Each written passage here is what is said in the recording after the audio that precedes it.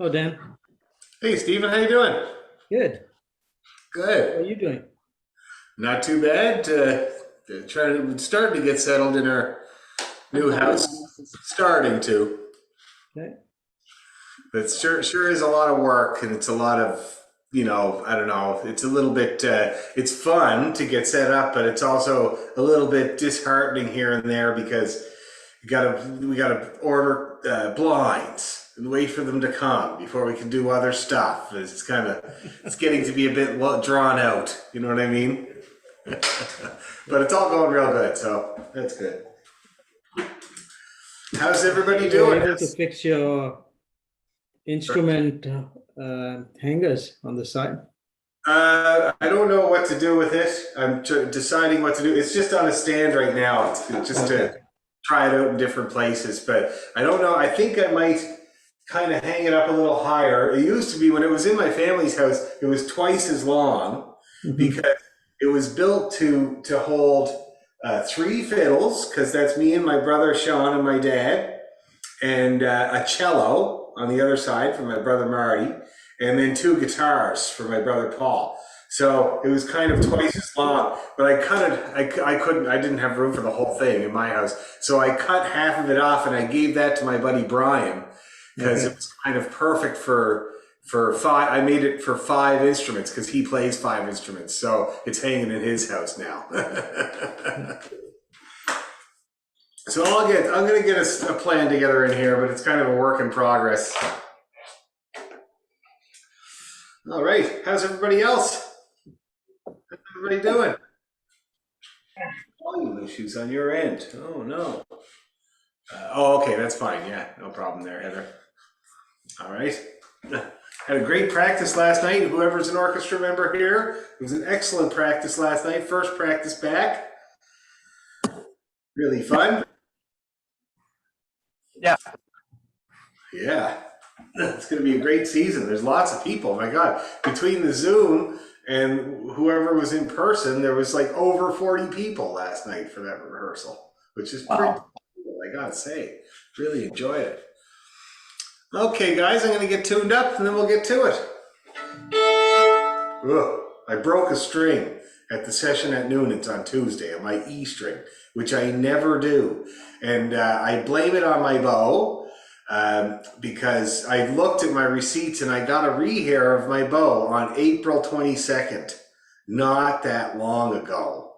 It's like not even 6 months, but it is completely wrecked. If you look at it, you can see how I make the hair dirty while I play.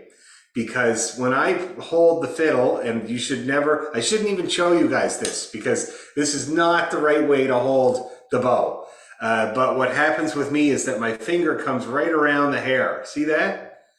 And that's, for some reason, that's the way I ended up holding the bow. And so it makes the hair dirty. See that? And that's not really a problem. But what is a problem is that the rosin dust on my bow interacts with the oil that comes off of your finger and makes it clump up. And if you look really close, you can see that there's clumps. See how there's little ridges there and spaces in the hair where you can see through? So those are clumps.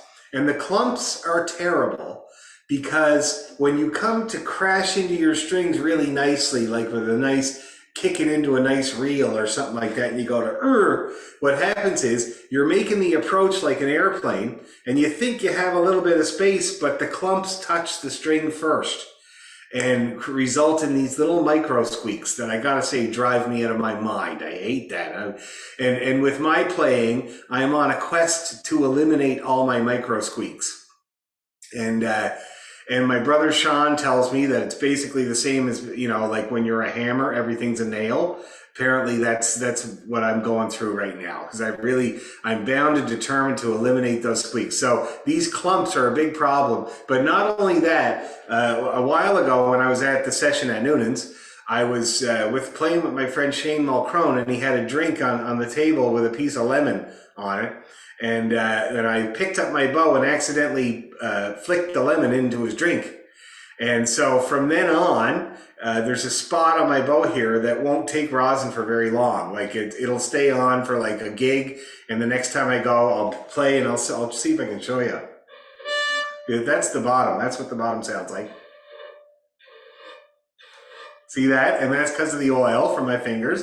So then, get started. There was the slick spot. Did you hear that? So it's a real pain, I gotta say. And I hate to get a rehair when it hasn't been a year, but I'm going. I'm gonna go this week. Because I also, and that's why I think I broke my E string, because I'm kind of hammering more than I usually would. And I think that's why I broke the string. So, but anyway, I got to make sure she's in tune, because when you break the string, it all goes to hell.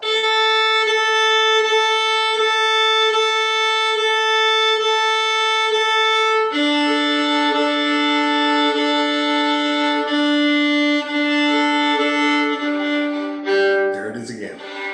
You hear that slick spot? Oh, very annoying.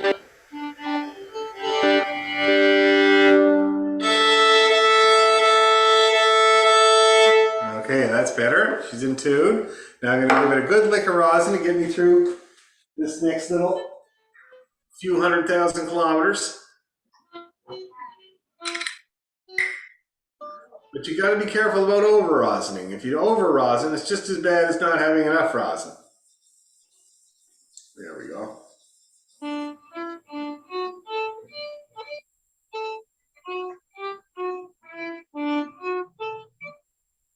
Nice, very nice. Whoever that was, I think it was Bill. Sounding good, Bill. Oh, I didn't know. Sorry? Oh, he muted. Okay. It's sounding good. I really enjoyed it there, Bill. Nice sound, good intonation. Okay, everybody. So today, now we started looking last week, we started re-looking at a couple of tunes that we had done in the past. I think they were jigs. I think it was Cock in the North and John Allen's jig. I think it was those two jigs. And I'd love to review those. They're brand new there for Stephen. And so I think it would be good to do that. Is that Lena? Lena, hey, how you doing? Nice hat, man. Take your time, get settled, but there's no rush. I'll talk for ages. Anyway, I thought it would be really good to strengthen those tunes. So for Stephen, they're brand new. So it's kind of, he's going to be kind of catching up there. And I think that they're, that's nice. Anyway, so catching up for Stephen, but for the rest of us, strengthening, right? Going nice and slow and playing the tune, making sure we have all the bits and pieces of it, and we'll just see if we can strengthen those two tunes. We'll also work on the ones we did before there, which is the Laddie with the Platy and the, what do you call it there, the Leaving Lismore. We can work on that too, and we'll work on some skills. So let's start off then, since we're going to be doing the jigs in A. Let's play our A major scale. Did we do that last week? Did we play an A major scale? Oh, good. Okay. So let's do that. So we're going to play A major. We're going to start with a slow tuner scale. So that means you tune your notes. If you're not matching me, move your finger or apply some pressure until you're matching me. Okay? So let's do it. So A major, guys. Here's the A.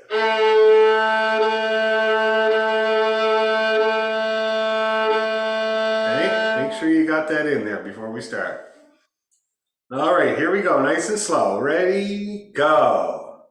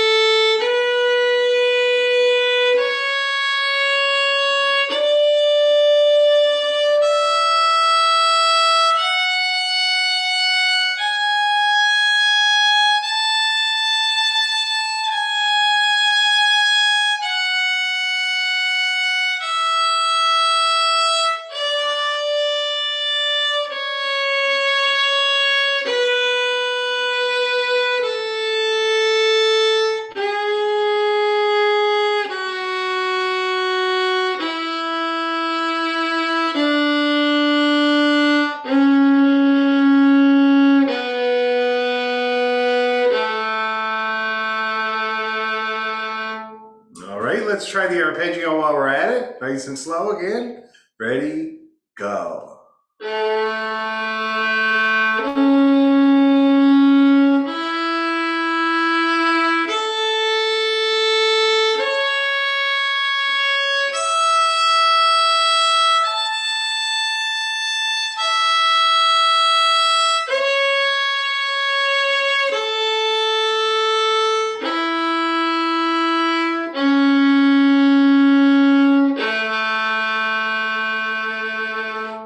All right, now A is a hard one, especially the lower octave. How does everybody feel about their A major at this point? Not bad. Let's do it again right away. Same exact speed and everything. Time to tune. Okay, let's try it one more time. There's your A. Okay, ready, go.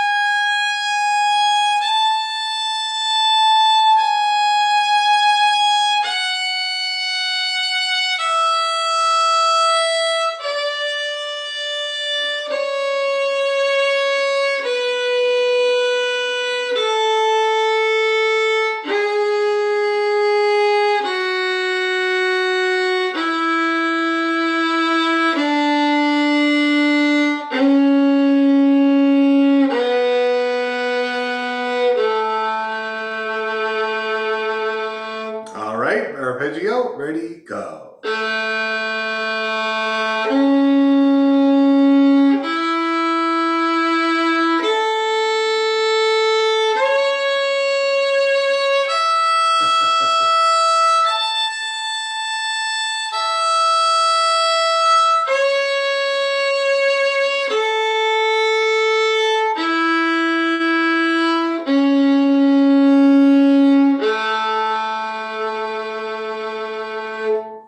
All right, Bill had to get rid of the cat. Stephen wasn't around, but when Bill started these classes, his cat was not a fan, and every time we'd start up, there'd be a little kerfuffle where he'd have to make sure the cat wasn't around and stuff. And I just saw him leaving with the cat. I told him the cat just doesn't like Scottish music. It's not for everybody, you know. Okay, so that was the slow tuner A major. Did you have to do a lot of tuning? Who had to do a lot of tuning as they went along there? Yeah, okay. So and that's fine. That's the way to do it right now, because I keep saying this, but intonation is a two-part process, right? First you teach the ear, then you teach the hand. So if you're tuning, that means you're still teaching your ear, which is totally a good thing to do. Once you get the hang of that, then you start to pay attention to the hand. So when you're in tune, pay attention to the hand so that we can get ahead of that the next time around. So let's do this. Let's do it a little bit quicker, and we're going to see how reliably the hand comes down in the key of A, and see if we have to do any adjustments when we try it again. Okay, so let's do one more A major, but this one's a tiny bit quicker, and we're just going to see where the chips fall. Okay, here we go. Ready, 2, 3, go.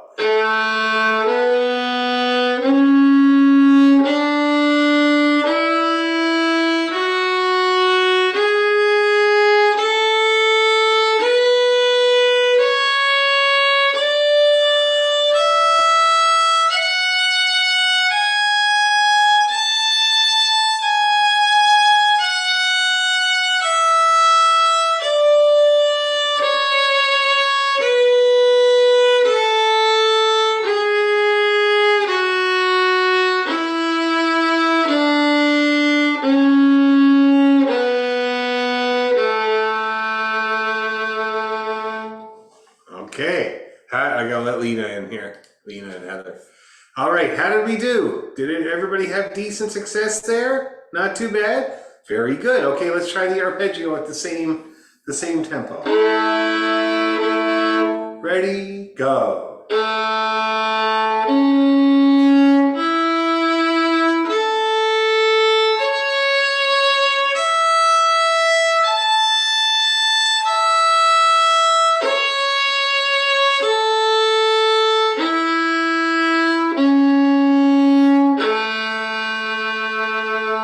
I played a perfect game there, guys. I give myself 100% on that arpeggio. How did you guys do? Oh, good. That's great. So we're getting somewhere. We're getting stronger in the key of A. Let's do it again. Scale followed by arpeggio. Same speed. Okay, ready, 2, 3, go.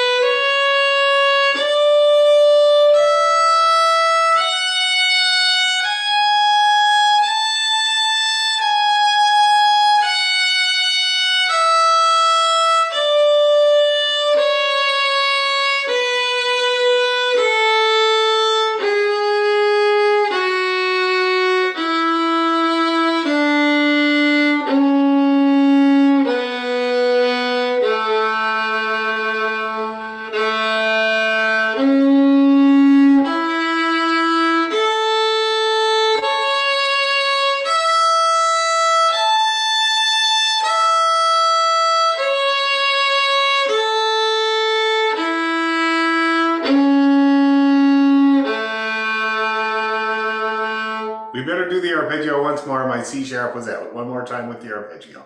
Ready, go.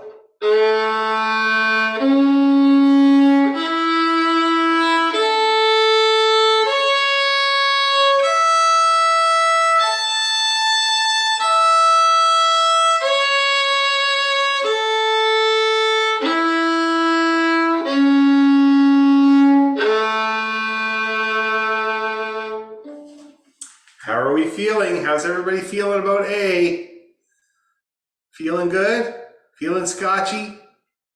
A is the classic Scottish key, so if you get it strong, you're feeling scotchy. Okay, good. Now, since we're doing jigs, I'd love to do A major in triplets. Have I ever talked about doing a scale in triplets before? I have. Okay. So a scale in triplets is where, just so that I can recap, a scale in triplets is where you play a triplet starting on every note of the scale. So you do one on the starting on the A. See that? And then another one starting on the B. Okay, and then another one. All the way up.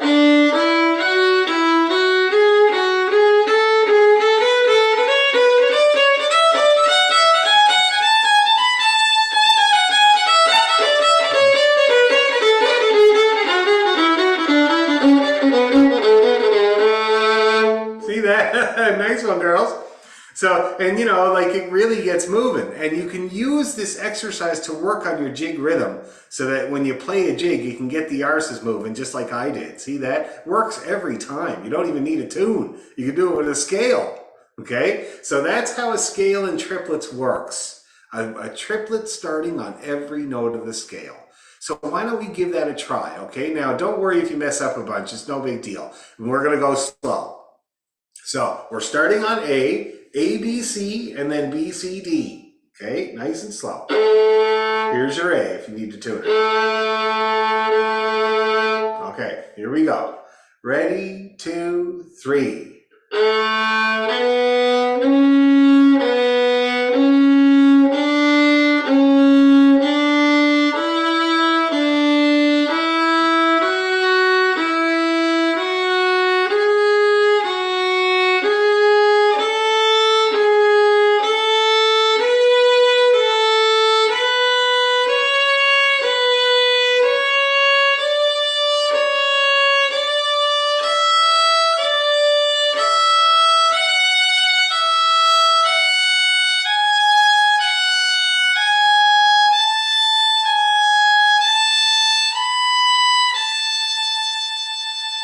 Okay, now you might have noticed that I went above the A at the top. See that? Because when you do a triplet starting on the G, it goes all the way to the high B. See that? So it actually goes above the scale. And then we come down the scale. Let's do that one more time. Let's climb up one more time.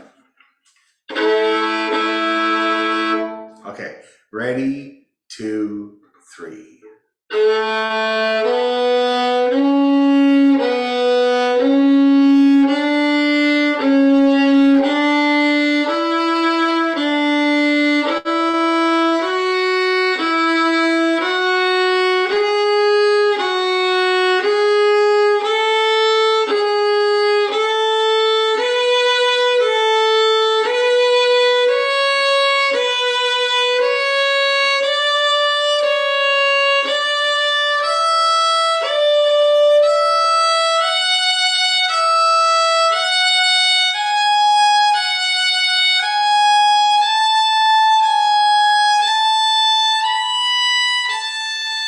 Now we come down. 3, 2, 1.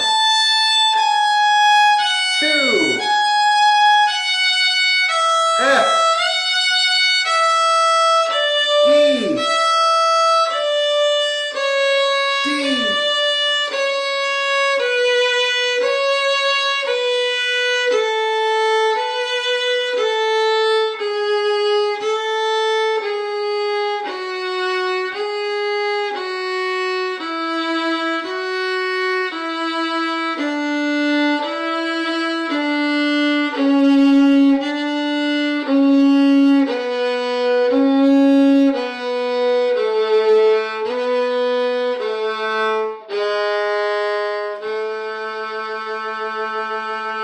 So again, we got to go below the A to finish it off properly, because when we start our triplet on the B, it goes right to the G sharp. Now, in the key of A, there are 3 sharps, and one of them is G. So you can't play your G string, right? You have to play the first finger pulled all the way back on the G string to get a G sharp. That's the G sharp there. See that I got? And then to play the A, I slide her back up. See that? Nice little move. And it can make you practice sliding,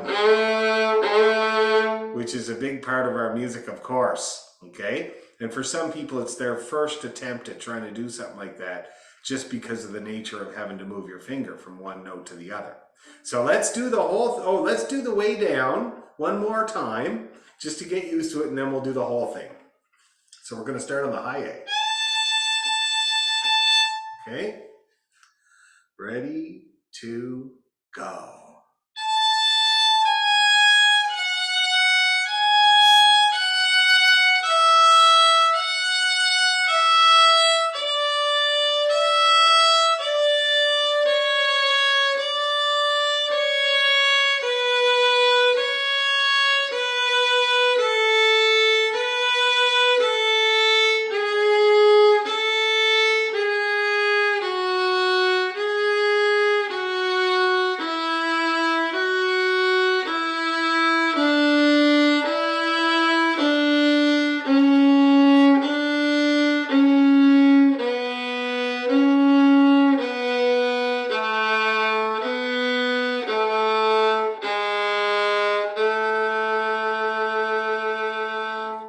Does everybody understand how that move works? Yeah. And whether you want to or not, you do a little slide. See that?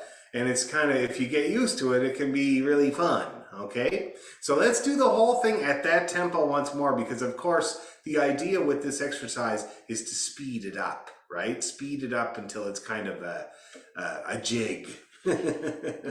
Okay, that's the whole idea. So let's try her again, guys. Same tempo though. Exactly the same tempo, but starting right at the bottom. Here's your low A. Okay? 1, 2, go.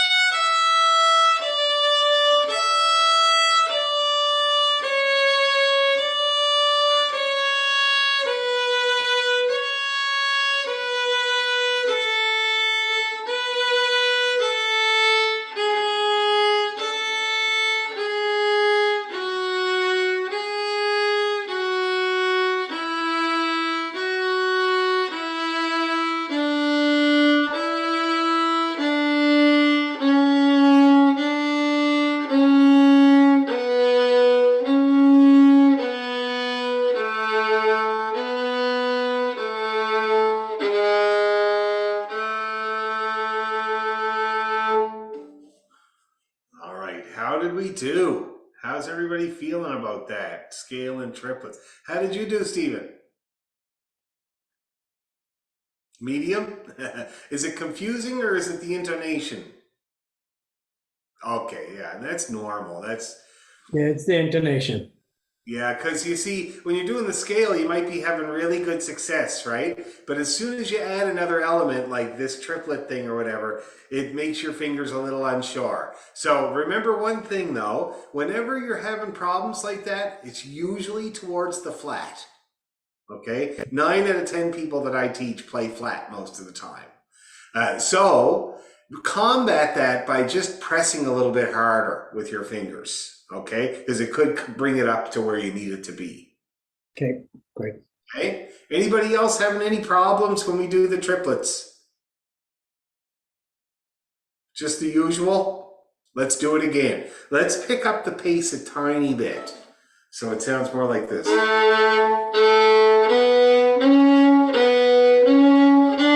It might actually make it easier. Okay, we'll give that a try. Okay. 1, 2, go.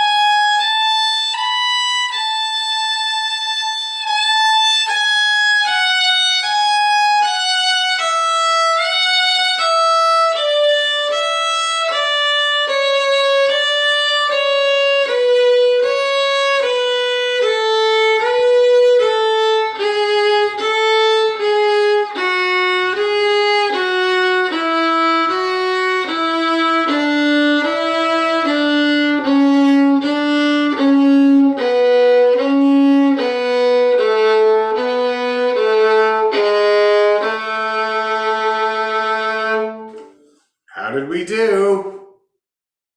Not bad?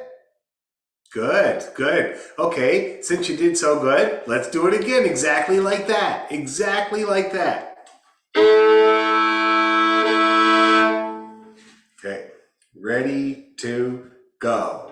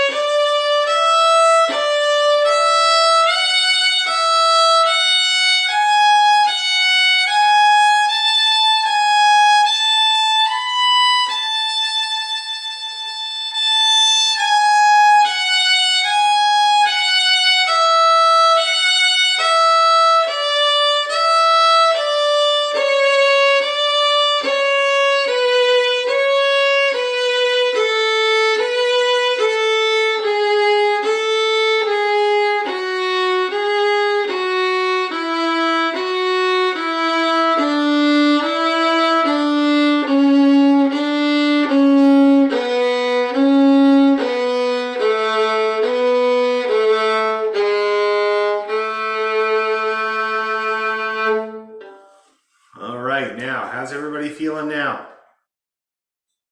Any comments or questions or concerns or complaints? Stephen, I noticed you were finished early. I was not playing in time. I was playing it a little bit faster. So. Okay, yeah. That happens. We were talking in the orchestra last night about that, about the jumping ahead thing, because so many beginners, or I call you guys adult learners, have this feeling that they can't keep up. But so often that's not the case. So often it's the case that you jump ahead. And the reason that is because just cutting off the notes a little bit. See that? And it has an exponential effect right? If you cut off a little bit each time, you're going to really wind up ahead of everybody. So one of the good things about this exercise is to, with some people, and the reason that this is important for this exercise is because of the jig rhythm. Because when you do the jig rhythm, you use your whole bow for the accented note, and then little bits of bow for the other two notes of each triplet. See that? Whole bow, little bits. Whole bow, little bits. So it looks, I'll show you what it looks like.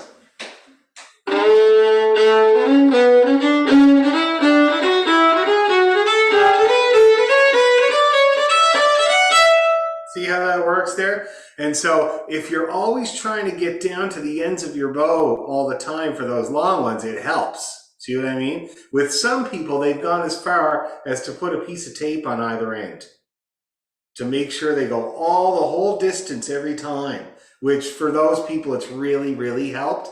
Some people put a piece in the middle as well, so that they can try to split up their bow evenly, you know, and they do that in Suzuki, and I always thought it was an excellent thing to do. I remember from day one into Suzuki, they're saying, this is your half note, this is your quarter note. See that? All the time, and it's proportional. This is your quarter note, this is your eighth note. This is your eighth note, this is your 16th. See that? Always trying to use the real estate to do the rhythm. So it can be really, really good to do. So when we're doing this together, try to go right to the end of your bow and back, and you should stay with us a little bit better. Okay? Yeah. Anybody else have any comments or concerns about scale and triplets before we try it a little faster? Yeah. Yes, Bill? Could you do several 16th notes in a row using the bow like you were saying? Do I, or would you do it so I get an idea what it sounds like?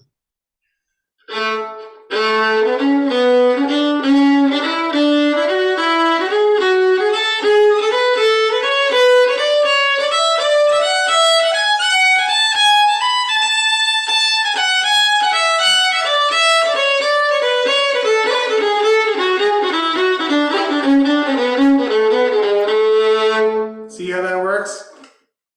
Well, I could hear how it worked, but it looks like, it sounds to me like you're using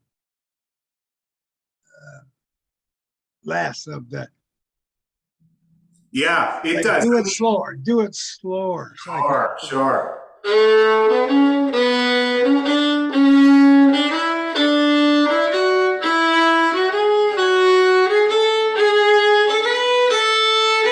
You see how I'm doing that there, Bill? Yeah, but it sounds like you're doing it short, like you're doing long and then really short and then long. And yeah, that's what I'm doing. So it's long, short, short. Long, short, short.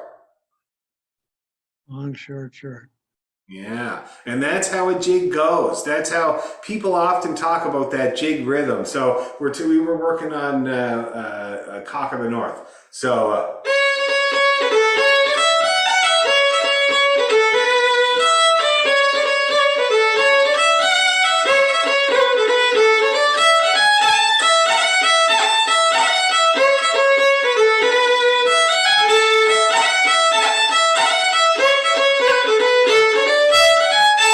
see how that works? That's how you get that lilt into the music. And it really is a real estate thing. You try to get all your bow, because one of the most common misconceptions with playing the fiddle is that to get more volume, you press harder.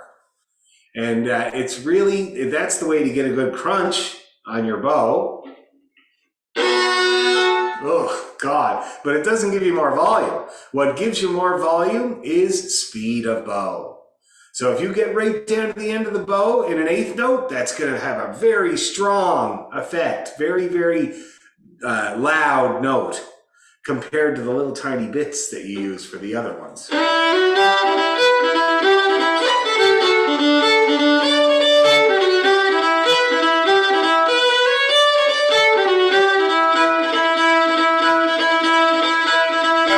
See that? Now, once you get the hang of the scale and triplets, like the mechanics of it, your fingering and stuff like that, we'll start working on that jig rhythm. So we'll start doing it. I like to make people do it on a double stop.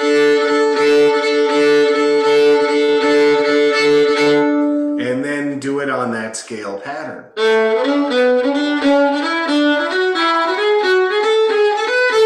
See that? A great way to get your jigs working right. But for now, just get familiar with that pattern, with that scale and triplet pattern, so you won't have to do any guessing when we pick up the speed. Okay? So that's your homework. So scale in triplets. And for some people, if you need to, you're going to make sure you go right to the end of the bow and right to the end of the bow all the time, or whatever else you have to do to make it smooth so that we can speed it up. Okay? Now, that's enough of that nonsense. Why don't we warm up by playing Leaving Lismore real quick, because it's easy and it's beautiful and it's in the right key, and then we'll get into the jigs.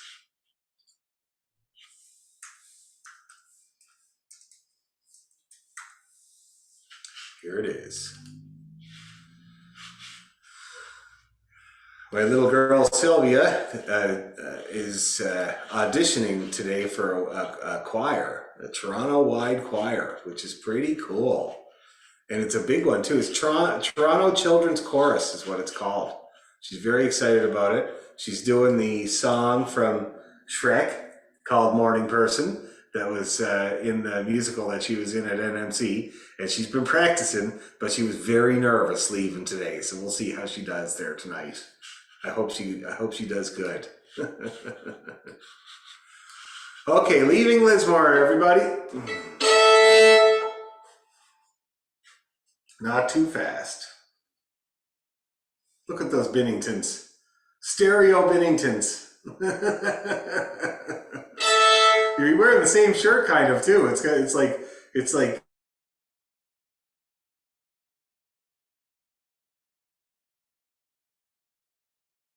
my freezing. There we go. Okay. Here we go, everybody. Leaving Lismore. 1, 2, 3, go to.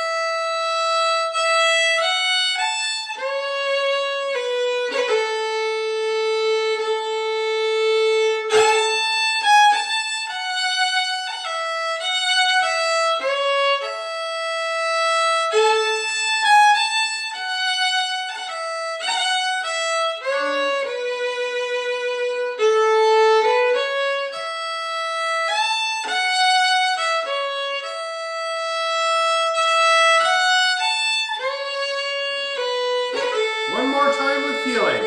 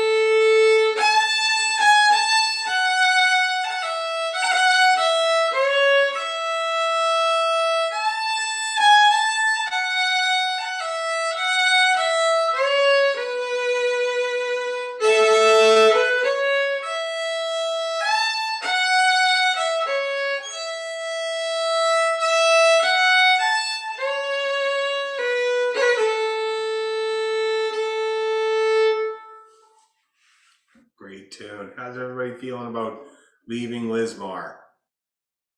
Is it going okay? Oh, that's great. Cool. Does anybody want to play it for me?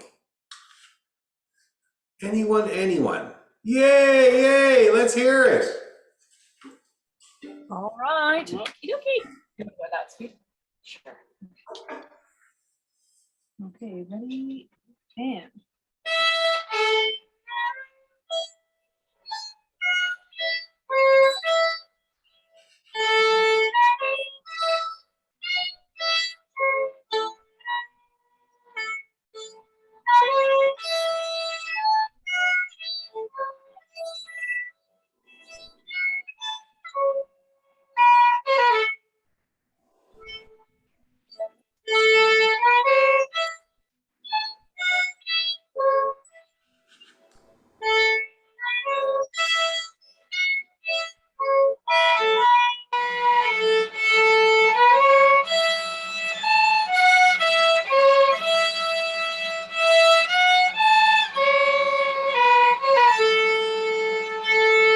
Keep going. Yeah.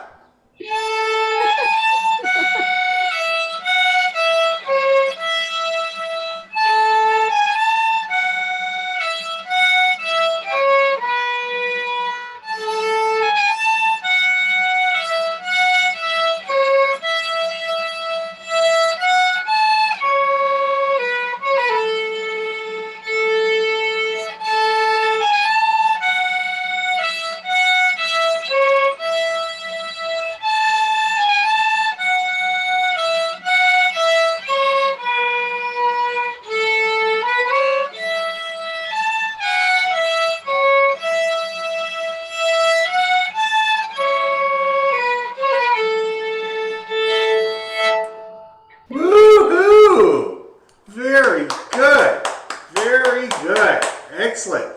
Now, first of all, I always like to hear your thoughts first. How do you guys think you did with that? I think we had like the speed kept getting slower and faster. I had a couple missteps. A Yeah. couple misplaced fingers. Yeah. My A2, I always have trouble landing A2. And sometimes that interferes. Tried to throw in some double stops, but. Oh, that's nice. That's nice. Now, interesting that you bring up the A2 because almost every time you guys played that note, the C sharp, it was flat. Okay, now you're not off by much because I got my tuner on here, so you can believe me. Okay, you're not off by much. It's a very small bit, but it is kind of consistent. Okay, for most of what you were playing was a little flat, just a bit, not much, but it tells me press harder across the board. Okay, sometimes when people, there's a big disconnect when you're playing a scale. You can play it and your tuner's happy and everything's hunky-dory. You're like, yeah, I'm the best. And then when you go to play a tune, it kind of goes out the window a bit, right? The thing that goes out the window when you play a tune is finger pressure. It fails to come in because you're thinking of the next note, or maybe it's fast or whatever. So try to anticipate that. Try to anticipate that the fingers are not going to kind of come down quite as hard as they usually do, making you flat. Okay? So for most people, pressing harder across the board does the job. Okay? If you have to press really hard, we'll think about changing where your hand is. But for most people, that's all you got to do. Okay? I thought that your rhythm, you guys, was bang on. You guys were playing together bang on, okay? And then you see that often with families. Believe me, I play with my brothers. It's like a default or something like that, you know? So, but that was really good. Rhythm was very good. Lena mentioned that it was speeding up and slowing down. I did not hear a lot of that, I gotta say. Sometimes you can have that feeling when you're playing it, but it has to do with your bow speed. And so when you vary your bow speed, it can give you the feeling that you're slowing down, speeding up, but it might not be coming out. Do you see what I mean?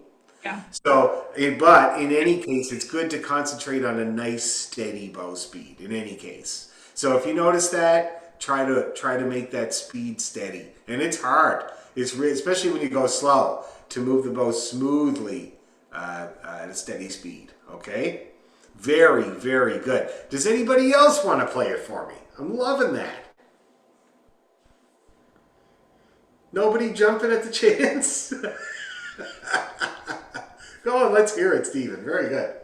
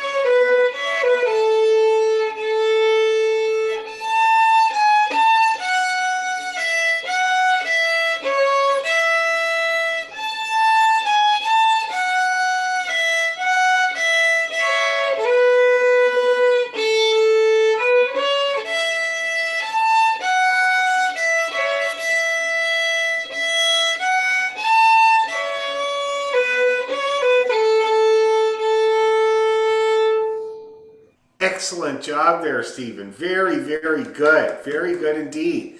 Now, for you, I want to hear your thoughts first. I think at times there are those dotted notes I played straight, and sometimes when they were straight, I played dotted. Okay. And I also found that I was playing multiple strings sometimes. By accident. Yeah. Okay, so the first thing you mentioned there, where you were getting some of the dotted rhythms, but then other times you weren't getting them, just make sure when you're finished playing it or performing it, you tell everybody that you meant to do it that way, that it was your artistic interpretation of the way you wanted it to sound. Because, you know, that's no big deal. That'll come along, maybe a bit more listening to it to get it straight, you know. But I gotta say that people mess around with the rhythms, like, you know, because they get bored. So they might put the dots and the dashes different places. So don't sweat it too much. You know what I mean?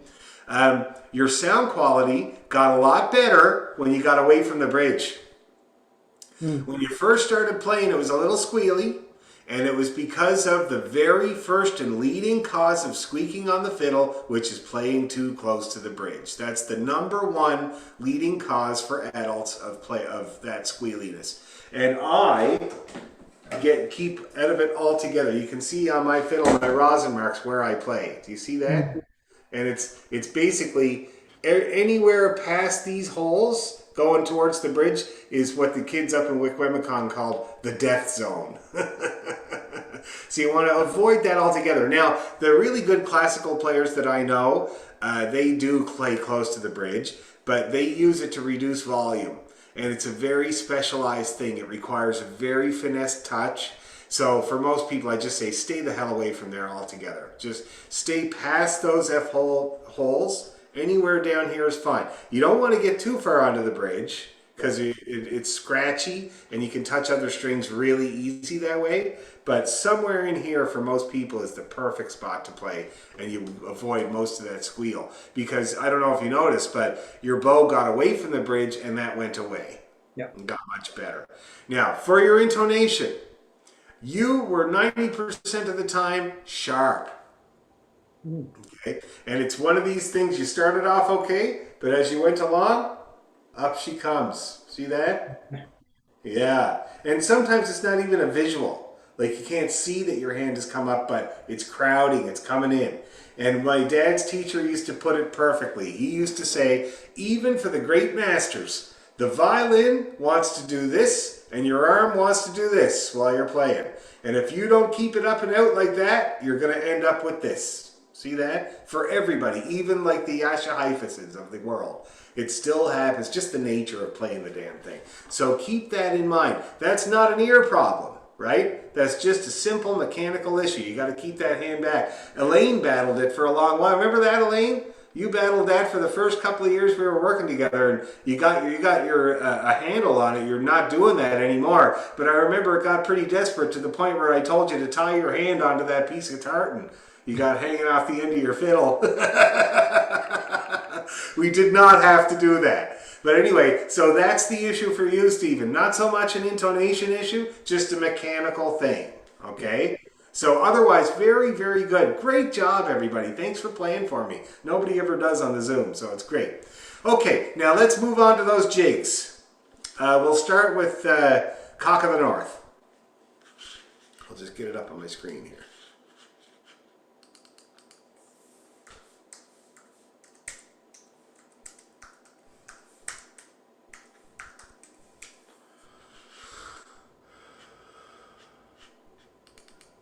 Kind of sad to hear that Queen Elizabeth, Queen Lizzie died today. Hard to believe, really. Unbelievable. One of those people you think is going to never ever be gone, but now here she is gone. I have to say that on my Facebook, the Irish people that I know, they didn't seem that broken up about it. But you know, there are reasons for that. But I was sad to see it. And it made me think of the tune, Elizabeth's Big Coat, that was written about her, wearing that big red coat that time.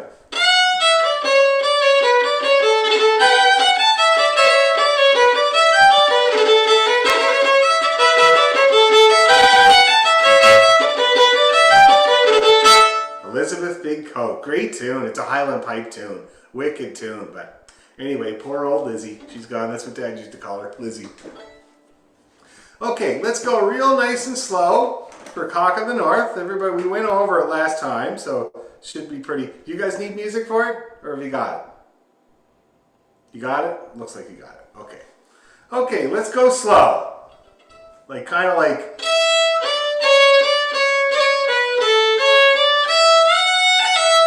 somewhere around there, okay? Not too fast. Here we go. 1, 2, 3.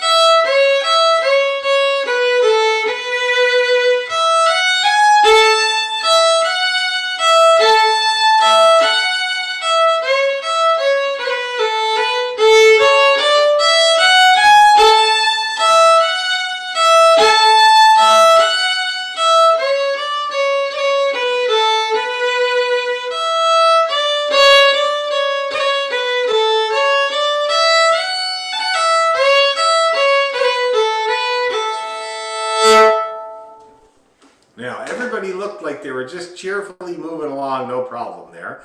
But all I have to go by is looks, so I thought I would check in. How are we feeling with Cock of the North at that tempo? Anybody having any problems that I can help with before we try to speed it up? I was having problems with the speed. Okay, what's getting in the way when you go fast, Stephen? I'm just missing some notes. Oh, okay. Anything, is it anything that keeps, it's the same thing every time, or is it just random? No, it's random. Random. Well, let's grind it then. Everybody, it'll help you guys too. Let's grind away at it. Let's play it a good couple of more times. Give Stephen a chance to get those little bits and pieces. And for you guys, trying to play more in tune, right? Try to take a look at your tuner as we go along and try to lengthen that bow. Okay? Strengthening exercise. 2 more times. 1, 2, 3.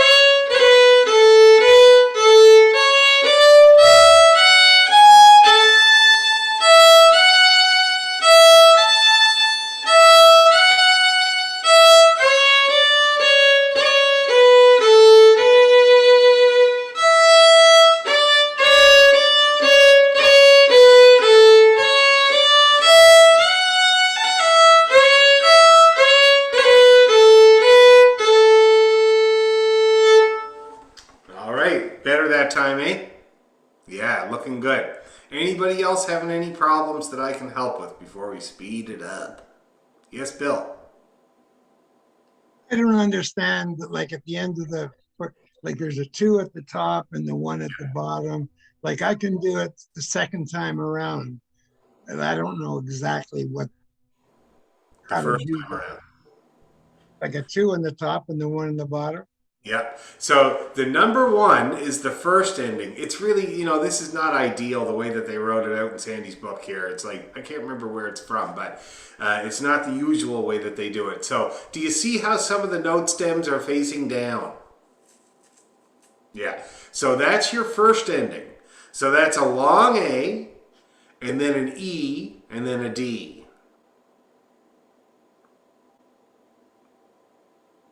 Does that make sense? No. Okay, let me share my screen so I can be more specific.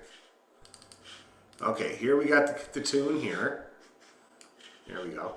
So, see how this A here has got the stem hanging down.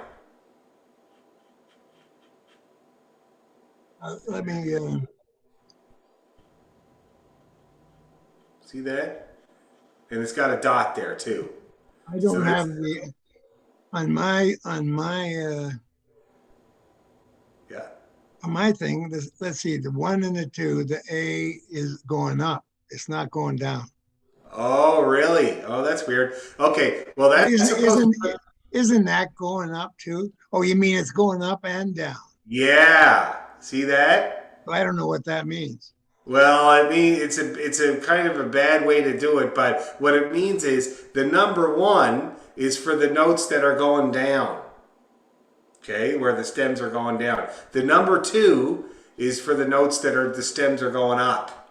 The one that you can do. Okay? The number 1 is a long A, so a dotted quarter note A, and then a quarter note E here, see this one? And then an 8th note D. It looks like this. See that? See, you play a long A, and then an E, and then a D, and then you start the part again.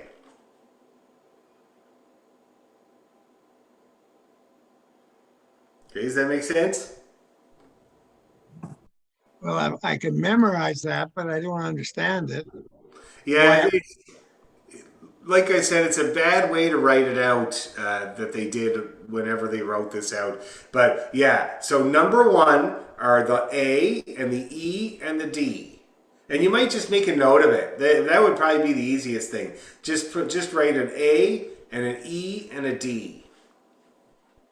Dan, Yes. it's Elaine here. Look, I have a copy of it where the endings are actually written out. So Oh, that's lovely. the second ending. So if you want me to send you a copy of that, maybe that would help Bill. Sure, please go ahead. Where did you get that instead of Elaine? I think it was one that we used in the orchestra, and somebody actually went ahead and wrote it out and with the endings. Somebody maybe like Don Jones? No, it was before Don's time. Yeah, no, it was John.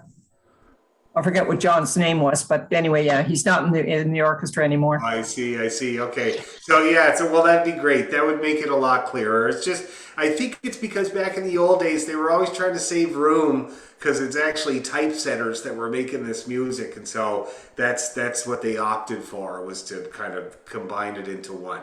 But that's an A and an E and a D there. And then the second time you play that part, you play this scale up. That's where all the stems are pointing up. Okay, that's how it works. It's not ideal, but it does work. And shortly now, Elaine will share with you the version she's got that's clearer and easier. Okay, good question though, Bill. It's very confusing. Any other questions or problems or concerns with the Cock of the North before we speed it up? Lena and Heather look concerned, but I'm not sure about what.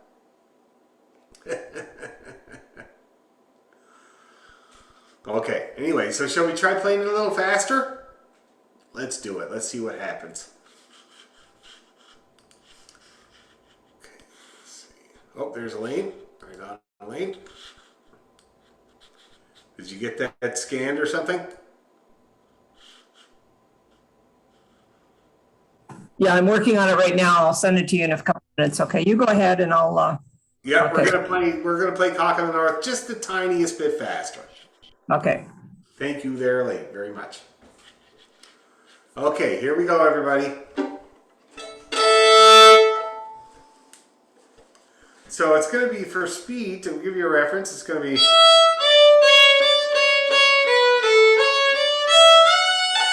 just a bit faster, okay? Trying to get a little bit of life going in here.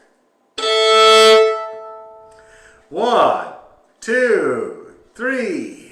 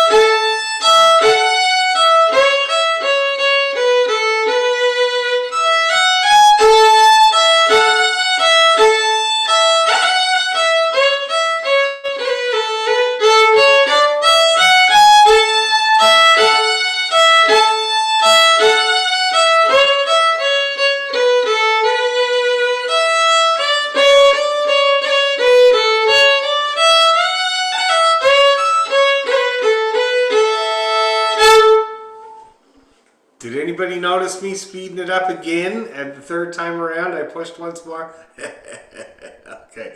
Yeah, how did we all do? How about you, Stephen? How did you do with that speed? Most of it in there? That's good. That's good. We'll be happy with that for now. We'll keep working on it, so don't worry about that. Now, that's great. Okay. How's everybody else feeling about the Cock of the North now? Doing pretty good? We will continue to try to speed it up. Okay, because we got a ways to go. The eventual speed is... See that? So we got a little ways to go, but we'll bump it up until we get there. Okay, now let's try working on John Allen's jig. Okay, I think I sent it to. Did I send it to you, Stephen? Oh, okay, I'll do it now. It's kind of a blast from the past. We did it ages ago, ages and ages ago. Let's see here. Oh, and she sent it. God love her. Oh, there you go. I'm gonna send it to you there, Bill. I know. Well, I'd have to go off and go into my email, and then I'm not that skilled. That's okay. No, I'll just send it to you. It'll be for next time because we're going to move on to John Allen's jig now. Yeah, that's what I mean, John Allen's chick. Oh, you don't have that with you? Well, I've got it somewhere. No problem. I'll put it on my screen and I'll share my screen so you can see it too. Okay, good.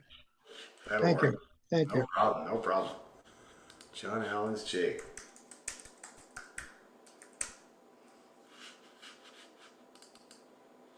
Okay, so I got it up on my screen here now.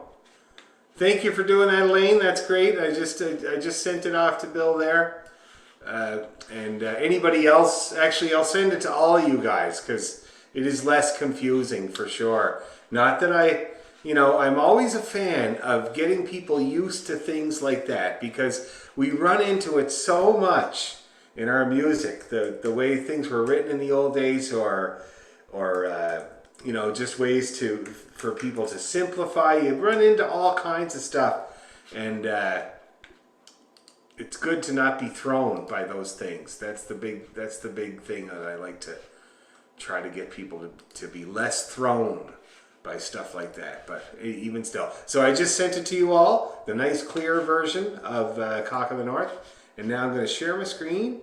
Oh, and I got to send Jen Allen's to Stephen too. Just 1 second here. John Allen's jig.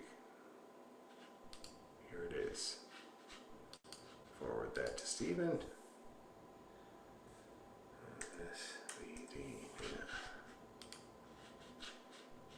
Okay. There you go. I just sent it to you, Stephen, and now I'm going to share my screen so you guys can see it too.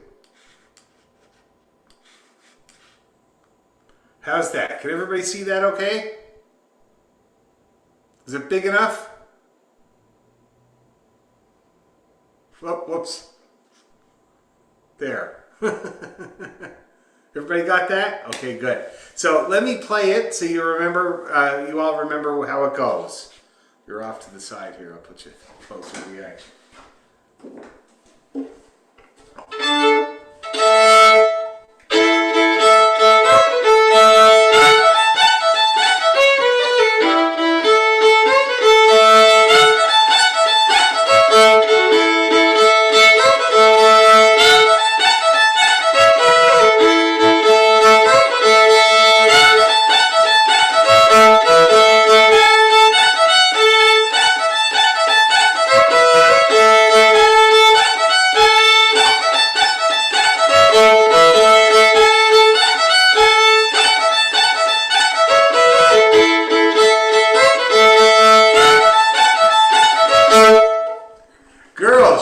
This is going to be a big hit. It's going to be the hit of the future. It's going to be Celtic fiddle TikTok videos. We were just talking about how, one day we'll be that good and I'll be 60 and she'll be 85 and we'll be just like cranking it out in the pub. It'll be great. Sounds like a plan to me, man. Right on. Anyway, so that's how she goes. And it's not a hard tune. You can hear there's plenty of repetition in it. And it's in the key of A, so we're already good at that key. But it's a very, very simple tune, okay? So let's go nice and slow, because Stephen has never played it before. Do you hear the repetition in there, Stephen? You play that same phrase, like how many times do you do it? We do that 1, 2, 3 times, and by the time you repeat the parts, you will have done it 1, 2, 3, 4, 5 times. See that? So that we repeat that phrase a lot. Then this one here. I remember when I first taught this tune, it was the Oakville Suzuki crowd, the kids, and they learned this, and then it was a whole room full of 10-year-olds going.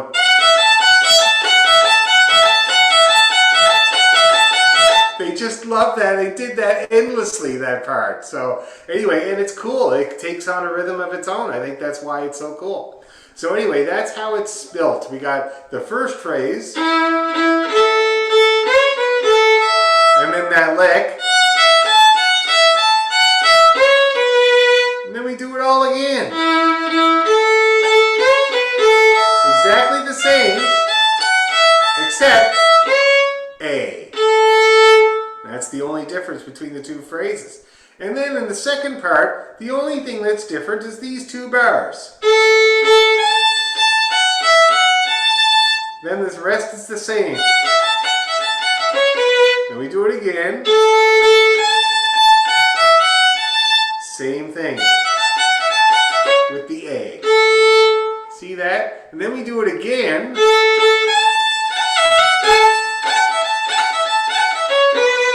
And then we use the A part to finish.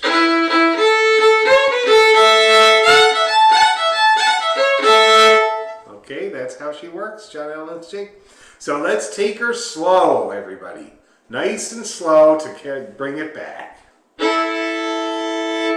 Okay, ready, go.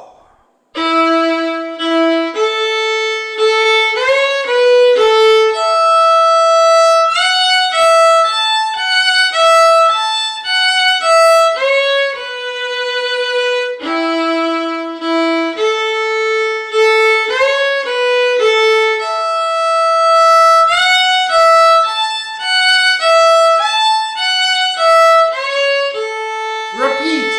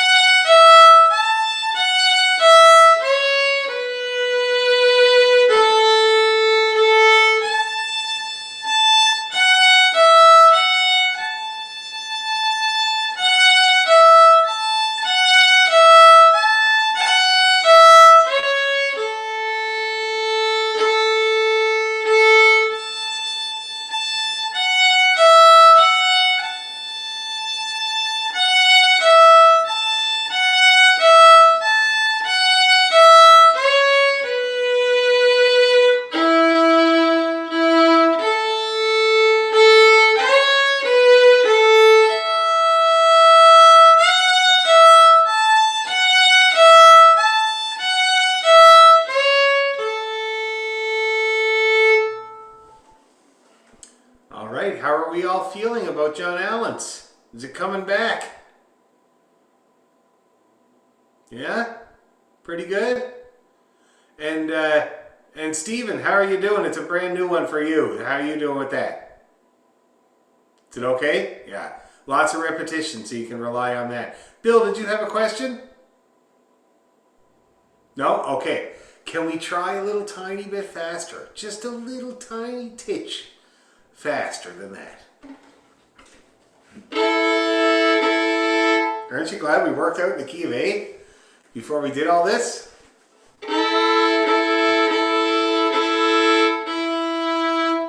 Okay. Oh, 1, 2, 3.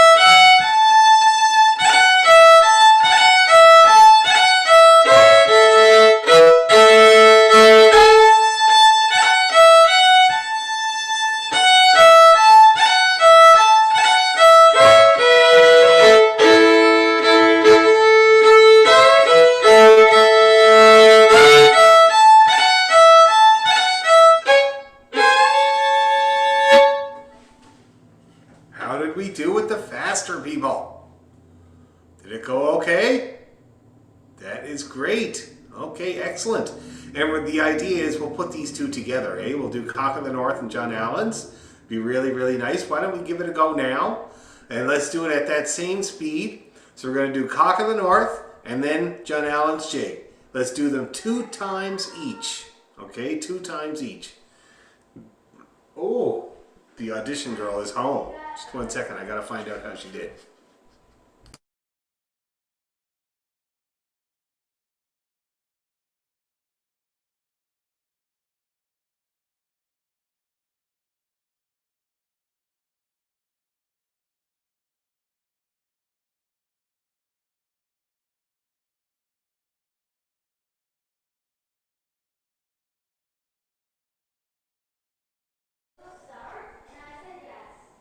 Cool. Sylvie did good. She said she did really good and she's very happy. And they got her to sing Twinkle Twinkle and she did. Okay, so 2 times each, these 2 tunes, starting with Cock of the North. Okay. The same speed as that. Okay, I'll count you in. 1, 2, 3. Oh, sorry. I'll give you a second there. Pressure's on. Okay. 1, 2, 3, go!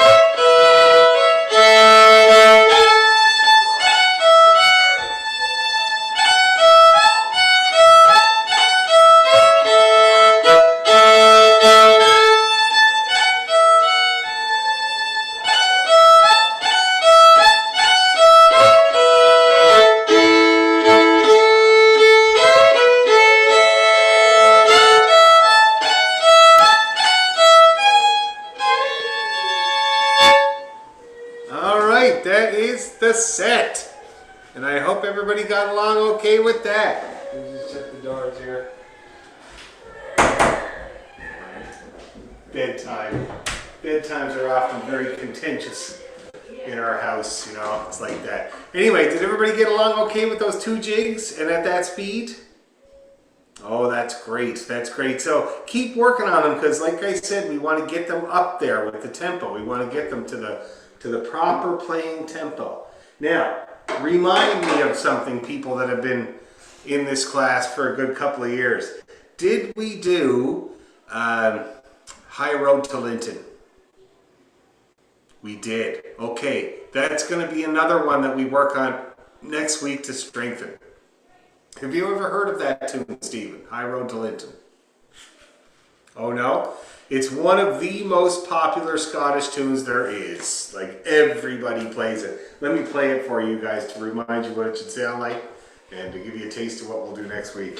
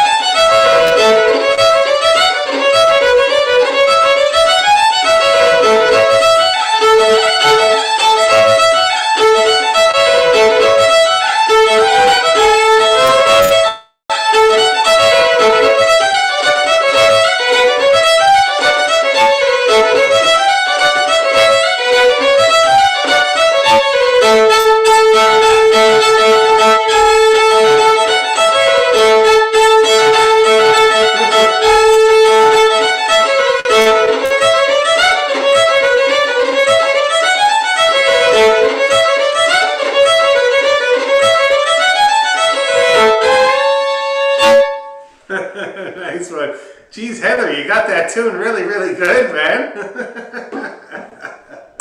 You can fake so much stuff on the Zoom. Like, for instance, I'm not wearing pants.